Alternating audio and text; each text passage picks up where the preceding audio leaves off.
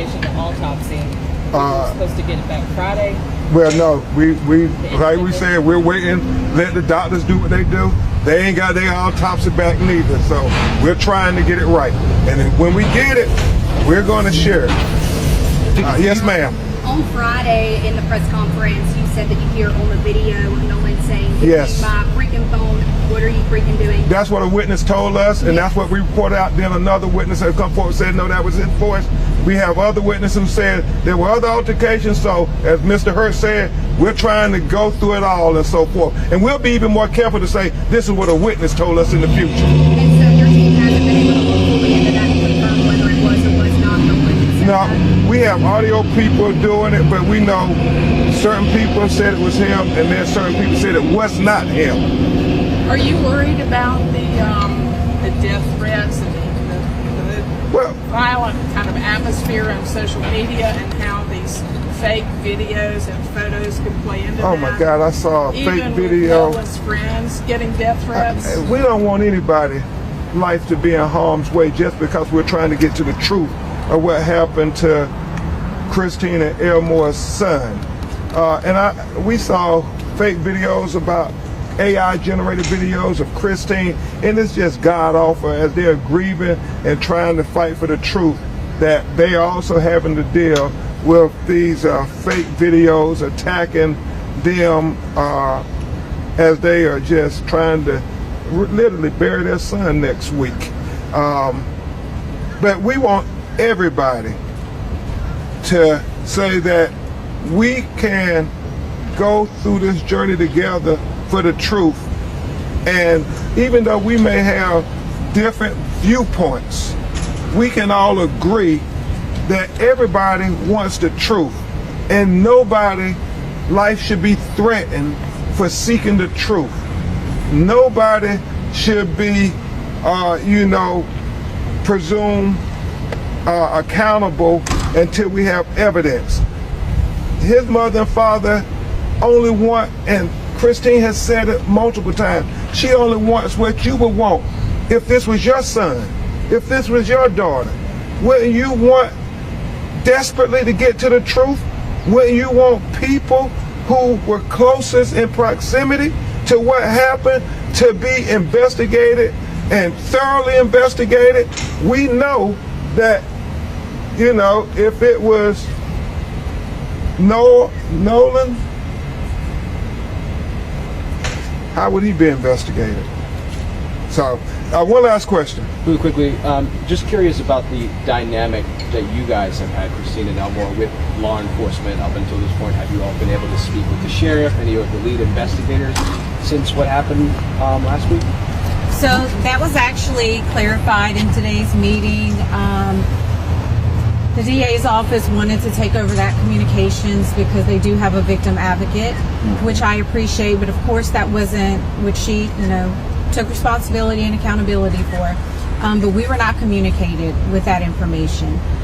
So for us, like I said before, the last time we actually spoke to someone with the Sheriff's Department was last Tuesday. That was via text message that I initiated, just asking for an update. So that's the biggest thing is, I appreciate that she took accountability for saying, hey, that was actually our doing. But, we have a setup now, and so the hope is that we'll have that open lines of communication. So you feel like this was useful and today? Attorney Hertz has a comment on that there. Let me just say that under the law in Mississippi, a victim is entitled within, I think it's 72 hours to get an incident report and to have certain information shared. It's been more than 72 hours, and that's part of the meeting here today, to start getting the incident report and all that information that we came here to collect, as well as listen to the district attorney and what she had to say. Did you get that report?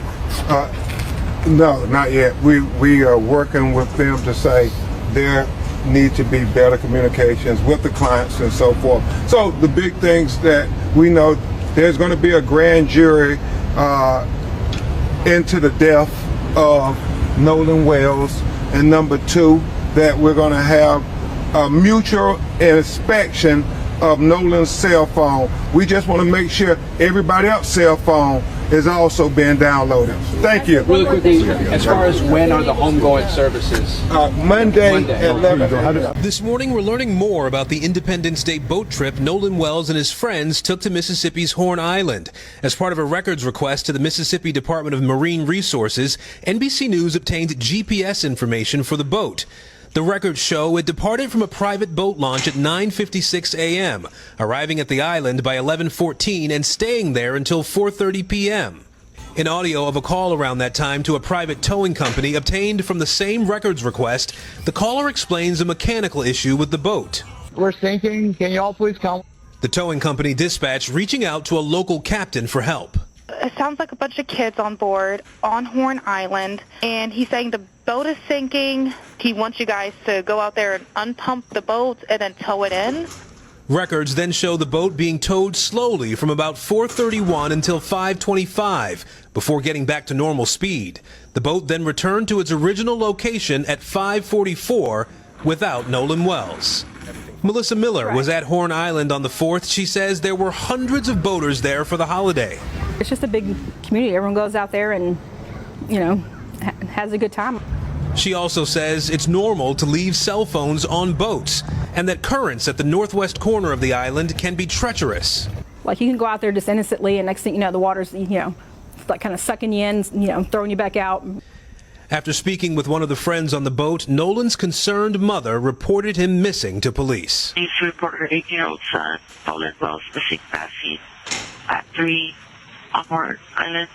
His body was found on July 6th. His mother struggling as she plans his funeral, posting on Facebook, "This loss, this grief, this pain, it's different. It's insurmountable." Now, one parent has also posted that some of Nolan's friends have been getting threatening messages. The FBI does confirm that it is investigating threats connected to this case, all while Nolan's mother is encouraging people to stay peaceful as she plans to hold his funeral next week. If 3 black people took a white man on a boat expedition and didn't return with him, the president would be making a speech right now. There is a double standard of justice and coverage. But here's why Kevin discusses in a great post about the national news's silence on Nolan Wells. If you Google Nolan Wells New York Times, there is no article. Nolan Wells MSNBC, nope, they haven't written one. By CNN, all that they have is a TikTok-style video, no written article. And the Washington Post finally has an article only after his body was found. Here's why Kevin references a study that found while black people make up roughly 35% of missing persons cases in the FBI database at the time of the study, they received only 7 to 11% of media coverage. This is why local news outlets like the Mississippi Free Press that's been reporting on this are so important, and why it's so dangerous that news has been consolidating into these big billionaire-owned corporations, forcing lots of local outlets recently to keep shutting down. You can find the GoFundMe of Nolan's family at the Schmink and My Schmio. And one of the most important things is that families will tell you what they need. Sometimes that's privacy, spreading the word, financial support. We don't want to assume, we want to let them tell us how to help. His mother's request a couple days ago was if you have any pictures or videos that were taken on the northwest tip of Horn Island on July 4th, to reach out to her. This is her Threads account, and you can provide evidence to help their investigation. The investigation into the death of college football player Nolan Wells has taken another turn as new theories continue to emerge about what happened the night he disappeared. The Wells family's attorney, Ben Crump, shared an unverified social media theory suggesting the 18-year-old may have made it back to the mainland after leaving Horn Island and was later photographed. In defending his elevating and uncorroborated conspiracy theory, Crump stressed that the claim has not been confirmed, writing that investigators sometimes have to follow all clues until the truth is found. It's a photo that some online believe shows Wells in the background, and it was taken at a pool party after he was reported missing. If true, it would completely change the timeline of the case. But there's no evidence confirming that the person in the photo is Wells. Meanwhile, another major part of the case is also being challenged. A viral video that many, including Crump, believed showed Wells in a heated argument on Horn Island may not involve him at all. A friend of his told Rolling Stone that he, not Wells, is the person heard yelling in the video during this dispute with his girlfriend, as well as another acquaintance. And multiple witnesses have backed up that account. Authorities have said they don't currently suspect foul play, but the family continues to push for answers as their independent investigation moves forward. He was one black with 3 young white men who happened to end up with his phone, happened to end up with his keys. Then there's just too many questions that they should not be closing the investigation. Now, I'm from Brooklyn, so I'm a little different than some of y'all. I was built different.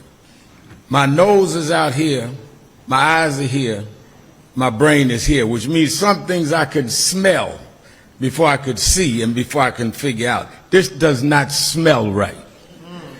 So some people are saying, Reverend, are y'all bringing in race? Well, we're not bringing in race, but we're not discounting race either, because we don't know what it is. So to tell us don't rush to judgment saying it was racist is fine.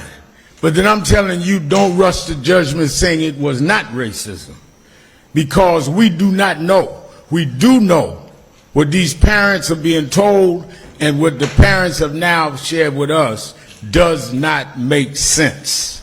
This is the exact reason I tell my kids, friend or no friend, you can't trust anybody. How is it possible for a group of friends to go to Mississippi's Horn Alley, but when they come back home, they come back without somebody that they went with? And they're gonna say race ain't play a part.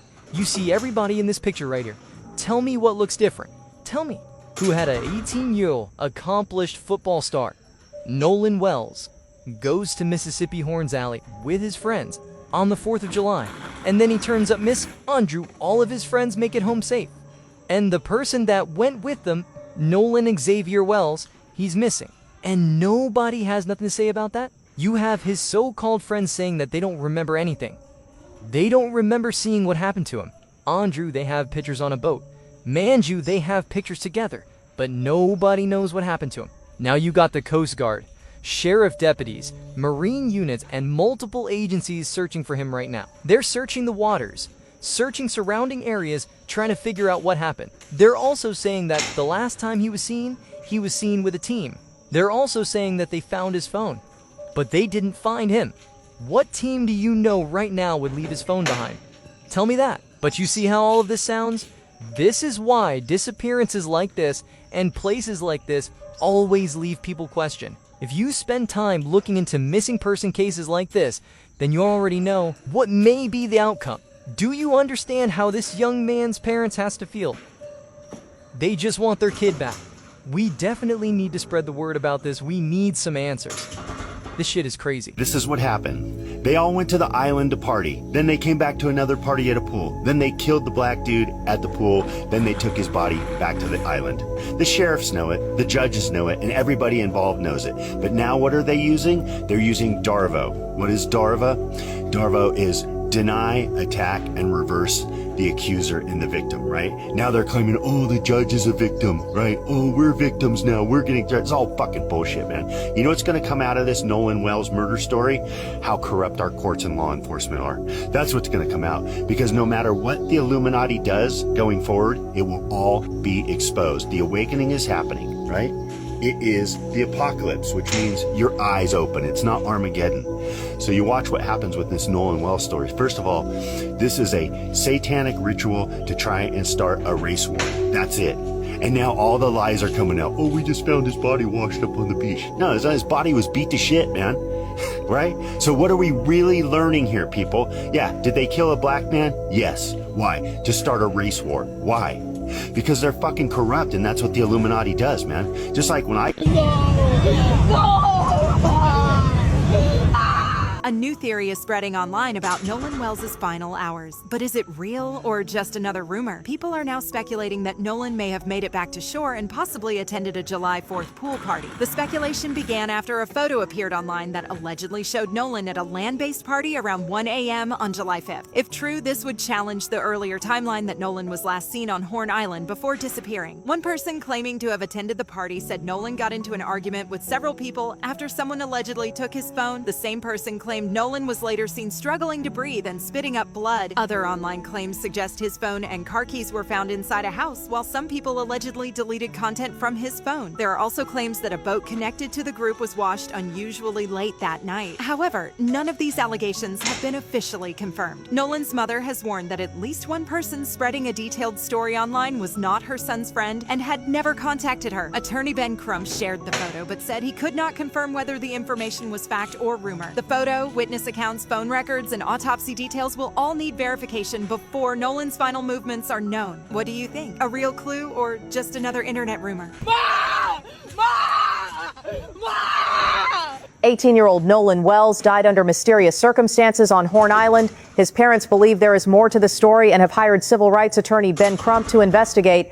On July 4, Nolan went with friends by boat to Horn Island, but was left behind and never returned. His mother reported him missing. 2 days later, his body was found in the water off the island's northwest end.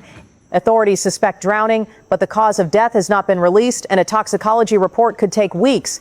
Well, however, his parents are deeply skeptical of the investigation. Crump says Nolan's phone was brought back by friends and several messages were reportedly deleted. His parents cannot understand how a healthy football player just days away from his 19th birthday could die so mysteriously. Crump says investigators have not told the family whether murder is involved, and they fear the case may be quickly dismissed as an accident. The body has been sent to Washington, D.C. for an independent autopsy to determine if there are any other injuries beyond drowning. Or his parents said, "We will not let this be swept under the rug. Why did a young life end so suddenly over a holiday weekend?" The family is still waiting for answers. What do you think? Share your thoughts in the comments. But they didn't just murder him. They physically and emotionally tortured him. The body of 18-year-old black teenager Nolan Xavier Wells has been found. He went missing on July 4th while traveling by boat with 3 white friends to Horn Island, Mississippi, approximately 10 miles from the Gulf Coast. On July 6th, a park administrator discovered him in the water near the northwest end of the island. His phone was not on his person, but in his father's hand. Since his disappearance, search teams, including the Kazakh Navy, have conducted a comprehensive search of both land and sea areas. The authorities have not yet specified how many people were on the boat or who reported the disappearance, but online videos show that a dispute may have occurred before Wells was abandoned by his friends, who then left on another boat without him. It is also reported that Wells was originally supposed to meet a girl. His white friends had quickly hired lawyers, one of whom was the child of a judge. This immediate legal protection raised questions. Why did the phone return but he did not? Why did they immediately receive legal protection? The family and activists were extremely angry, drawing comparisons between this case and other instances where the deaths of black victims were hastily dismissed as accidents. The authorities are awaiting DNA confirmation, although the family has stated they have identified the remains. What are your thoughts on this? 4 friends went to Horn Island for the 4th of July. 3 of them came home. Nolan Wells was 18 years old, last seen around 3 in the afternoon on Saturday. Wearing black shorts and sunglasses, he had come to the island by boat with a group of friends. Then, nothing. His mother reported him missing that same night. The Jackson County Sheriff's Department launched a search. The Coast Guard joined, then the Department of Marine Resources, then a volunteer group called the United Cajun Navy. Boats, planes, people on foot combing a barrier island most tourists never even reach. Monday morning, 8:45, a park ranger found a body in the water off the northwest end of the island. Officials have not confirmed the identity, but the coroner said something that tells you everything. There is no reason to believe it is not him. His mother posted online that she and his father have so many questions, that some part of her is still waiting for him to laugh again. He was a wide receiver at Southwest Mississippi Community College. In 6 weeks, he would have turned 19. Tonight, his family is waiting on a DNA test to confirm what they already know. But they didn't just murder him. They physically and emotionally tortured him. The body of 18-year-old black teenager Nolan Xavier Wells has been found. He went missing on July 4th while traveling by boat with 3 white friends to Horn Island, Mississippi, approximately 10 miles from the Gulf Coast. On July 6th, a park administrator discovered him in the water near the northwest end of the island. His phone was not on his person, but in his father's hand. Since his disappearance, search teams, including the Kazakh Navy, have conducted a comprehensive search of both land and sea areas. The authorities have not yet specified how many people were on the boat or who reported the disappearance, but online videos show that a dispute may have occurred before Wells was abandoned by his friends, who then left on another boat without him. It is also reported that Wells was originally supposed to meet a girl. His white friends had quickly hired lawyers, one of whom was the child of a judge. This immediate legal protection raised questions. Why did the phone return but he did not? Why did they immediately receive legal protection? The family and activists were extremely angry, drawing comparisons between this case and other instances where the deaths of black victims were hastily dismissed as